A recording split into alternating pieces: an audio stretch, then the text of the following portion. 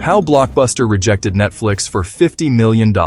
In the year 2000, Netflix offered to sell their entire company to Blockbuster for $50 million. Blockbuster's executives literally laughed them out of the room.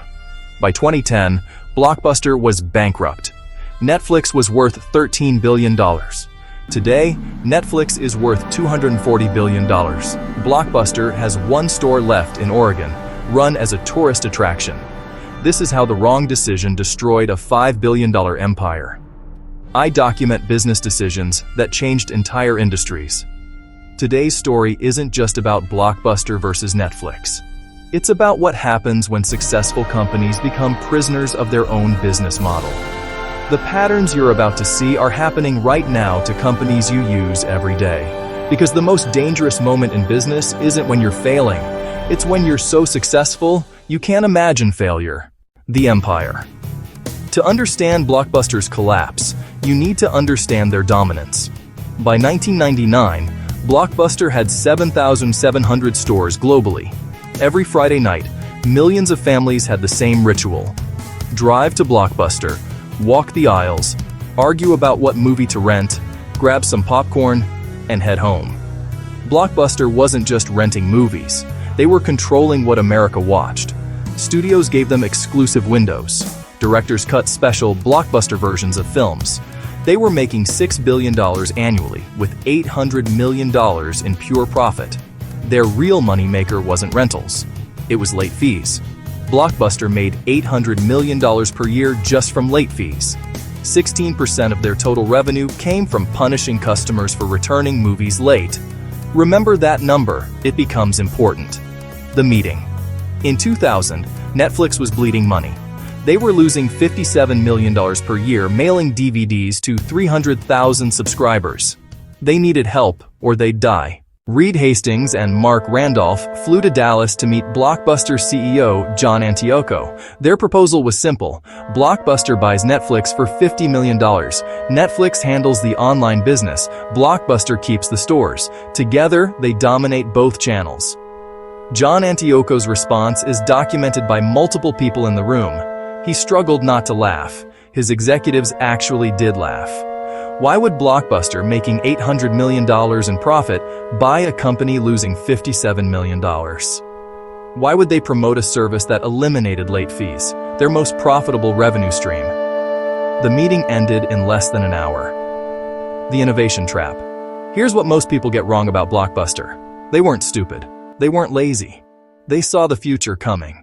By 2004, Blockbuster launched their own online service. By 2006, they had 2 million online subscribers. They were growing faster than Netflix. They introduced Total Access, where online renters could return DVDs to stores. Netflix didn't have that. Blockbuster's CEO, John Antioco, eliminated late fees completely.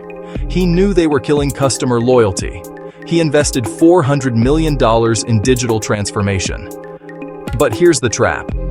Blockbuster wasn't really an independent company. They were owned by Viacom, then later by Carl Icahn. These owners wanted immediate profits, not long-term transformation. Eliminating late fees cost $400 million in annual revenue. The board fired Antioco for it. They brought in a new CEO who restored late fees and cut digital investment. The acceleration. While Blockbuster fought itself, Netflix evolved 3 times. First evolution, DVDs by mail. No late fees, ever. Second evolution, streaming. No physical media at all. Third evolution, original content. Become the studio. Each evolution made the previous model obsolete. But Netflix didn't care. They were willing to kill their own business before someone else did. Blockbuster couldn't do that. They had 60,000 employees, 7,700 store leases, and billions in debt. Every innovation that helped customers hurt their infrastructure. By 2010, Blockbuster filed for bankruptcy.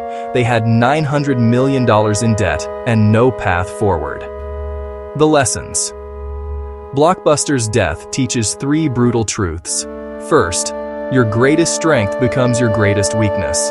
Blockbuster stores gave them market control, but became anchors when the market shifted. Second, customer punishment is not a business model. Those $800 million in late fees trained an entire generation to hate Blockbuster. When an alternative appeared, customers fled with joy.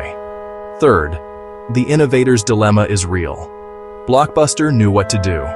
They couldn't do it because doing it would destroy their existing business, so they did nothing and lost everything. Today, Netflix is worth $240 billion. They're spending $17 billion per year on content. They have 260 million subscribers globally. The last Blockbuster store in Bend, Oregon is now an Airbnb. You can sleep inside a Blockbuster for $4 per night. That's less than they used to charge for late fees. The company that controlled what the world watched is now a place where tourists take selfies. What company today is making Blockbuster's mistake? Who's protecting an old business model instead of embracing the future? Next week, how Toys R Us survived 70 years then died in 18 months. Subscribe to Venture Chronicle.